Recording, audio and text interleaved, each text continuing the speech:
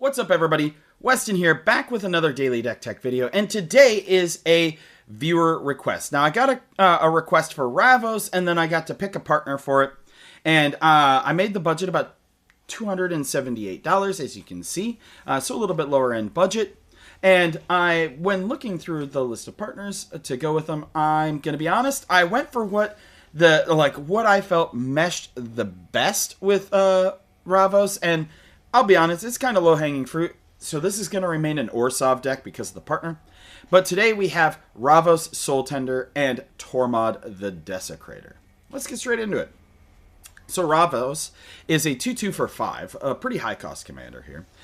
Flying and other creatures you control get +1/+1, and at the beginning of your upkeep, you may return target creature card from your graveyard to your hand. And then there's Tormod, which is whenever one or more cards leave your graveyard, create a 2/2 tapped black zombie creature token. They both have partners, so they go together. I could have done a couple of the other partners that would have added a third color in, but like I said, these two just seem so synergistic together, so that's what I did. First, we have a Planeswalker in Liliana, Dreadhorde General. She is going to have whenever a creature you control dies, draw a card, which is going to be important because we're going to have some creatures that die on their own. And then we have +1/+1, create a zombie, -4. Each player sacks 2 creatures of their choice, and -9 if you can pull it off. Each opponent chooses a permanent they control of each type and sacrifices the rest. For creatures, we have our Accursed Marauder effects today. So Accursed Marauder is a zombie. When he enters the battlefield, each player sacrifices a non-token creature. We also have Fleshbag Marauder, which fits this theme. We have Carrion Feeder as a sack outlet. He can't block. You can sack a creature, put a 1/1 counter on it. Corpse Knight, whenever another creature enters the battlefield under your control, each opponent loses 1. We have Death Baron. Skeletons you control and other zombies you control get +1/+1. And Death Touch. We have Elas Ilkor, Sadistic Pilgrim. He's a little Phyrexian dude. He has Death Touch, and whenever another creature you can enters the battlefield under your control, you gain a life. Whenever another creature you control dies, you lose a life. We have God Eternal Oketra, Double Strike, and whenever you cast a creature spell, create a 4/4 black zombie. So this is like a, not only is it like a sacrifice and reanimator themed deck, but we got zombies too. I wanted to make a pretty fun little like zombies deck. So you get a 4/4 black zombie creature token with vigilance, and when this dies or is put into exile, you can put it into your library third from the top. We have Gravecrawler, can't block, and you may cast this card from your graveyard as long as you control a zombie. We have Lysa, Forgotten Archangel. I actually have her as a commander for a deck, and flying and lifelink, and whenever another non-token creature you control dies, return that card to its owner's hand at the beginning of the next end step, so it'll leave the graveyard. And if a creature an opponent controls would die, exile it instead. And then we have Lord of the Accursed, which is other zombies you control get +1/+1. Also, this is a note for things like Lysa. If you have both Lysa and your Ravos out there, these are individual triggers that will go off. So each one of these individual triggers, your Tormod will see and create zombies for. We have Luminous Broodmoth, which is whenever a creature you control without flying dies, return it to the battlefield under its owner's control with a flying counter on it. This also has individual triggers. That's important. Mirkwood Bats, whenever you create or sacrifice a token, each opponent loses 1 life. You're going to be generating a fair amount of zombies, and that's just going to be enough to ping a lot of things. We have Ratadrobic of Urborg. Sorry, I have a hard time with his name. Vigilance and Ward 2. Other zombies you control have Vigilance. Whenever another legendary creature you control dies, create a token that's a copy of that creature, except it's not legendary and is a 2/2 black zombie. So say he's out and your Tormod or Ravos die. They are expensive, but you will get a 2/2 zombie version of them. Same with God Eternal Oketra, your Elias, your Lysa, right? Pretty good, fun thing overall. We have Reassembling Skeleton. You can bring it back. We have Solemn Simulacrum. We have Teysa Karlov, which is if a creature dying causes a triggered ability of a permanent you control the trigger. Triggers an additional time. Creature tokens you control have vigilance and lifelink. We have Undead Augur. When it or a zombie you control dies, you draw a card, lose 1 life. So those zombie tokens you can sack to like your carrion feeder and get back. Also, if you bring back like your flesh bag marauder or your accursed marauder multiple turns, you can just slam those down again, and then yeah, you'll lose a life, but you're going to be making an opponent sacrifice a creature, and you're going to get to draw cards. We have Wayward Servant. Whenever another zombie enters the battlefield under your control, each opponent loses 1, you gain 1. And Zulaport Cutthroat, of course, is whenever Zulaport Cutthroat or another creature you control dies, each opponent loses 1, you gain 1.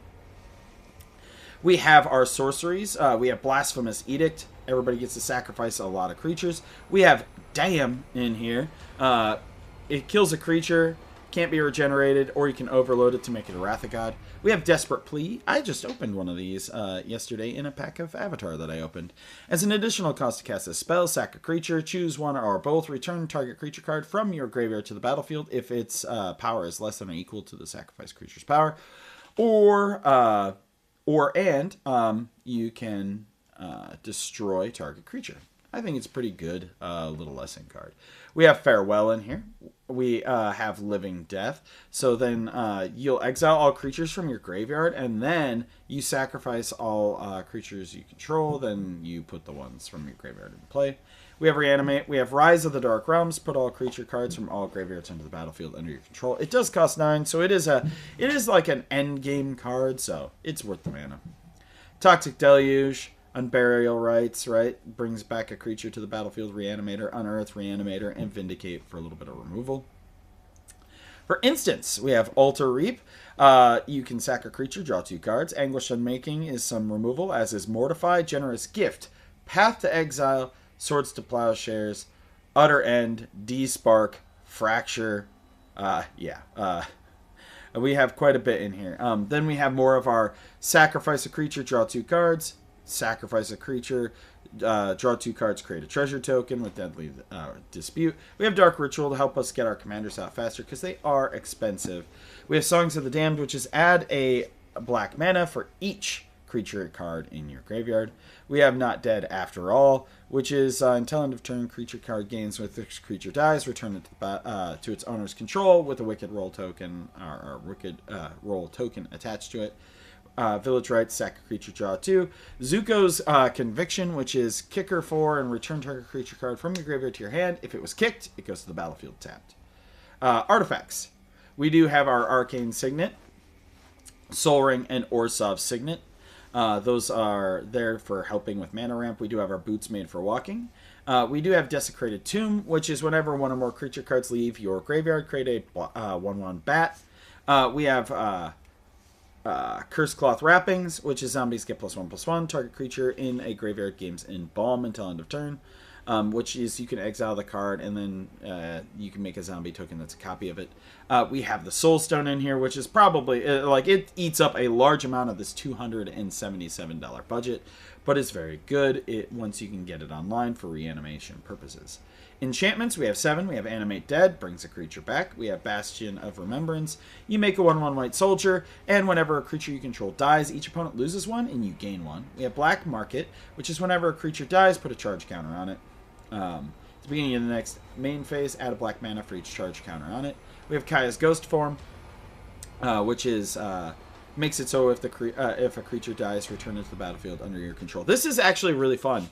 You can enchant in decks, like this is not for this deck, but if you run a theft deck where you steal an opponent's creature, you put this on it, and then when it dies, it will return under your control. Then we have On Wings of Gold.